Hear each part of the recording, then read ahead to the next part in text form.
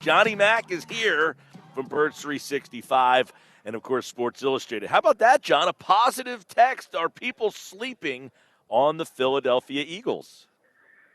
Well, incorrect, because the decisions are fine. But I digress.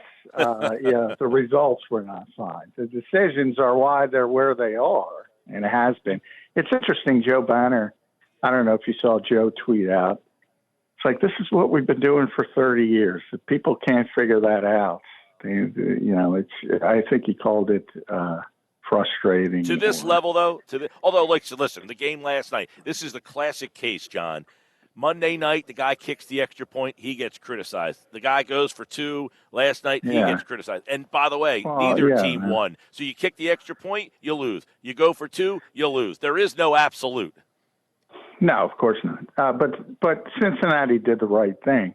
Ironic, maybe they learned from the Eagles game. They didn't do the right thing. Early in that game, they had a chance to go ahead 14-3 inside the 10-yard line, had a 4th and 2, and they kicked the field goal. It was a mistake. And now, if they don't get it, obviously you get criticized for the results-based aspect of it.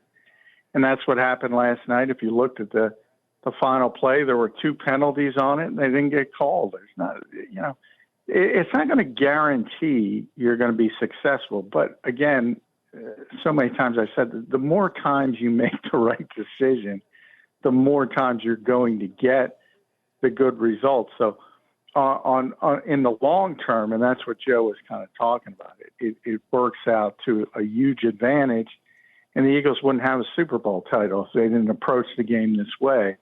But Cincinnati did the right thing last night. They gave up 4 consecutive touchdowns. There's no guarantee they're going to get the ball back the way Lamar Jackson was playing. They did the right thing, and unfortunately, face mask got missed or unnecessary roughness, whatever you want to call it. They punched Joe Burrow in the face. There was a hold. Just like last week with the Eagles making the right decision. Looked like Jalen Hurts got in on at least one of the tush pushes. It went the other way. They called it the other way. That kind of stuff you can't control. No, but I guess let's go back to the beginning of this conversation, John. And are people sleeping on the Eagles? Are people not taking this team, I don't want to say as seriously, but, are they better than people are giving them credit for? And I ask that based on the game last night. You look at Cincinnati, they've played Baltimore twice. They've scored 41. They scored 34. They got 400 yards passing from Burrow. They got 300 yards receiving almost from Jamar Chase. And the Eagles' defense kept that offense in check on their home field. So do we need to kind of reevaluate what we think about this Eagles team for the people out there who are down on them?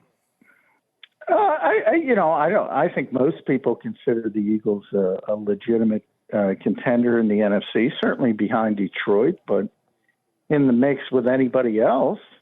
So I don't think people are undervaluing them, but better than anybody. You can't translate, all right, Cincinnati had a big game and against Baltimore, and that, the Eagles held them down. That's means true. The Eagles are better than Baltimore. It's just, there's no transitive property. It doesn't work that way in the NFL.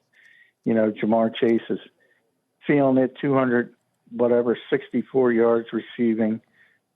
Eagles did a good job on them. You can say that. Eagles did a good job on the Cincinnati offense as a whole, but that doesn't translate in any way to Baltimore. You're going to find out what the Eagles are against Baltimore when they play each other in a few weeks, and people can have a better gauge. But everybody should know that's like saying, well, Tampa Bay destroyed the Eagles, so they should destroy Baltimore or Cincinnati. However far you want to go with that transitive That's property. true. Just by that notion, John, we take a look at Dallas, the team that Philadelphia is going to play. We'll get into them in a little bit. They got the doors blown off of them by New Orleans. That was a week 2 game, but look how different New Orleans feels and is now. The last 2 weeks, you look at Dallas and kind of look at them and laugh a little bit. They were in the game for the most part last week. They were down in the San Francisco game, made it a 1-score game. So 2 games in a row on the road. They've been in those games. They just haven't been able to close those games. Are we undervaluing this Dallas team? Well, I think they're up again. Obviously, the big injury is Dak Prescott. So I mean, they're going to have Cooper Rush, and the last time they had to play Cooper Rush, they were pretty successful. They won 4 out of 5 games, but they were a really good team at that point. I don't think you have the supporting cast to kind of handle it this time. The running game has been a disaster. It looks like they're going to get Micah Parsons back, so that's at least one positive, but doesn't look like they're going to get Deron Bland back, and I haven't seen the injury report today, but he hadn't practiced this week. So that seems like a long shot. DeMarcus Lawrence still isn't back. Zach Martin, they're just really up against it from an injury standpoint. So, nothing's a given in the NFL, but certainly you can say it's a nice spot for the Eagles on the road. Mm-hmm. I mean, they haven't won there since 2017. They typically get destroyed there. And now it looks like they've lost those games, 6 straight games by an average of almost 17 points. So, which feels so weird. Like, you never think of Dallas as this, like, man, they got this great, but, they're 17-1 in their last 18 division home games. So maybe we're undervaluing the home, although they're 0-3 at home this year and get the doors blown off of them. Well, yeah, they were 8-0 last year at home. They're not the same team. And really, ever since Green Bay went in there and upset them in the playoffs, they haven't won a game since then at AT&T Stadium, and they're usually dominant there. So, but it's a different team. It's not. They had won 12 games 3 years in a row. It's not that team, and it happens quickly in the NFL. And it's happened to the Cowboys, and they're just not that same team. So I think you go into this game and say it's a pretty good spot for the Eagles. They just have to take advantage of it. Give us your interpretation of the Hurts Siranni gaffe today. Yes. We opened up the show with it, but it was that was like an hour ago that we kind of looked at it. I haven't got a chance to get to hear from somebody who was there and kind of got the feeling of what happened there. Spectacular day. Unforced error is how I would describe it. Look, this team is just they had Andy Reid for many years who proved that you could give injury information, and it's not that big of a deal. And they've gone in a different direction, and they want to hold everything close to the vest for competitive advantage. And, they had listed Jalen Hurts, for those who don't know, is dealing with an ankle injury. But they didn't want to alert people to that, God forbid. So they put down rest on Wednesday's practice participation report instead which is of a ankle. finable offense, correct? It is a finable offense, but, they're going to talk their way out of it, which would be the assumption. So, basically what they're saying is, well, yeah, he's got some lower body soreness, which is the ankle, but that's not the reason he was estimated as limited. He was estimated because we wanted to rest him. And, you have the short week after the Dallas game, so that factors into it. So you could spin it, and they're going to be fine. They're not, but my whole point is now you got a lot of people who don't like the head coach, and they think the head coach gaffed. The head coach didn't gaff. The head coach basically was telling the truth. Right? He and, tell the truth. He's not reading the injury report because he already knows. I mean, he knows who's hurt and who's not hurt, and he's got no idea these knuckleheads put down rest. And basically said it, and then he had to reverse. Now that looks even worse. And he had to reverse course, and that's what he's become. He's become the lightning rod to this organization.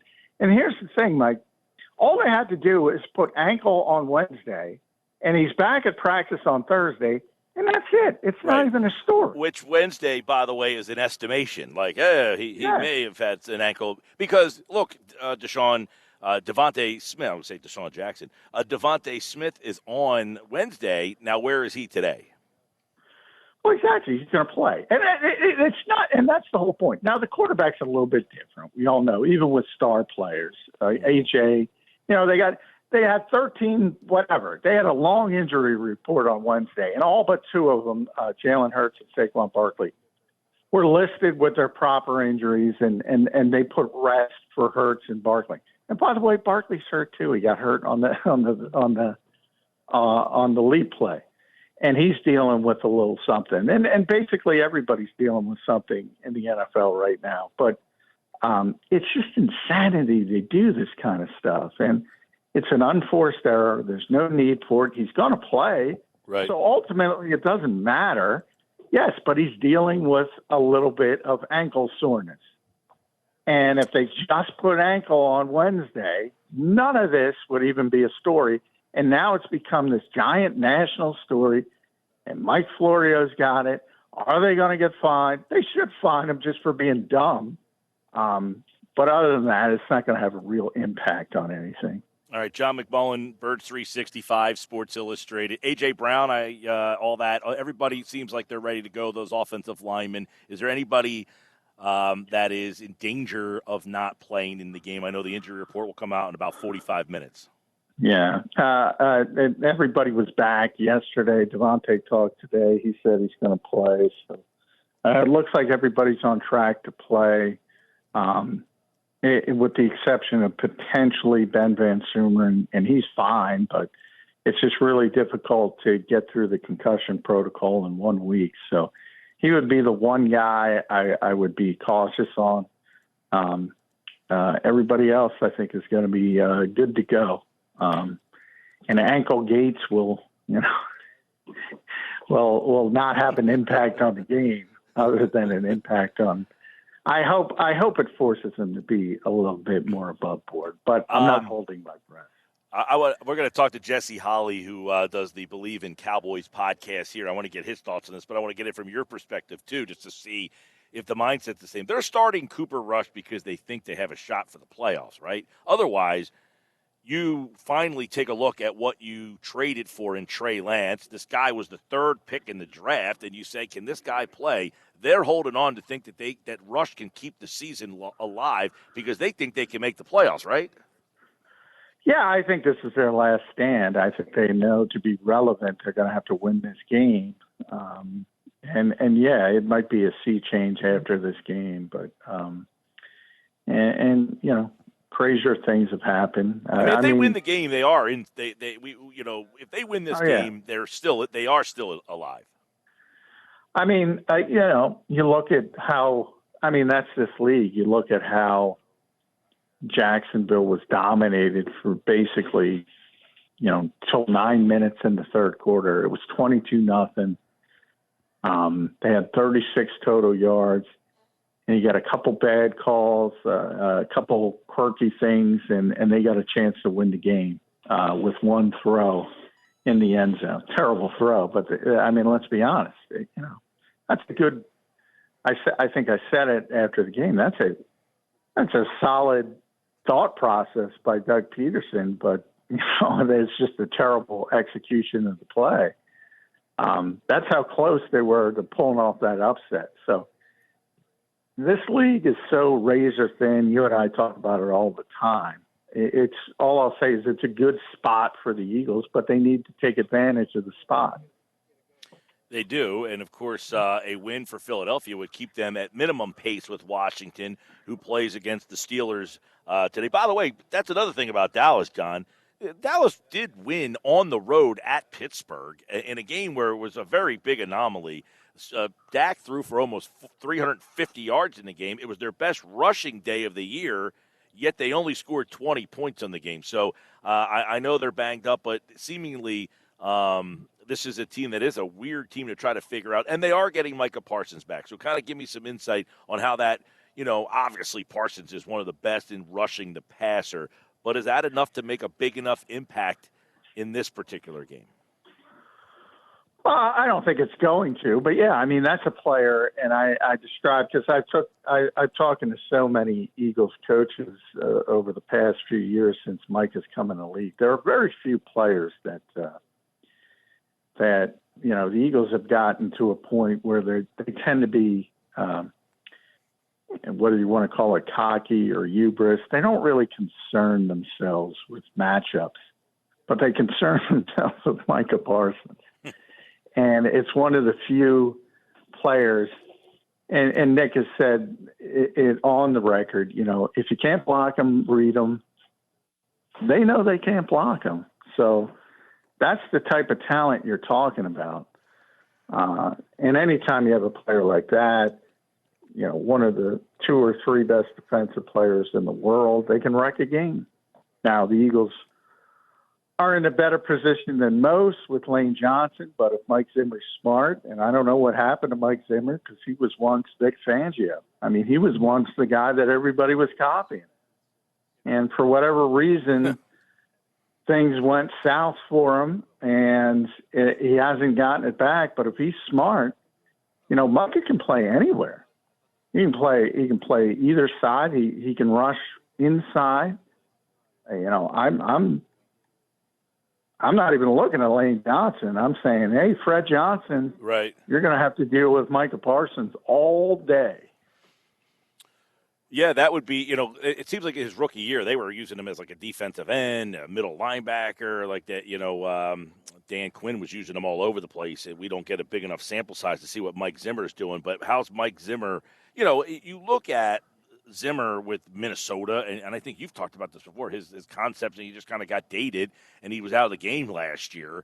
I guess this is a case of either A, they're learning a new system, or B, the injuries have just rattled their secondary, and then you lose Parsons, you lose Lawrence, and what you're left over with is a defense learning a new system that's not very talented. Yeah, and, I do think there's part of the, I bring it up all the time, whether it's Tony Dungy with the Tampa 2 or Pete Carroll and those guys with the Legion of Boom and Cover 3. And Mike was sort of that guy with the A-gap stuff. Everybody copied it. Everybody in this league copied when he would put the mug front, he would put the 2 linebackers right on the center's nose. And that really affected quarterbacks for about a 3-4 year span. I think he had the number one, and the number 2 defense for 3 consecutive years. And everybody started copying it, and everybody got used to it and figured it out.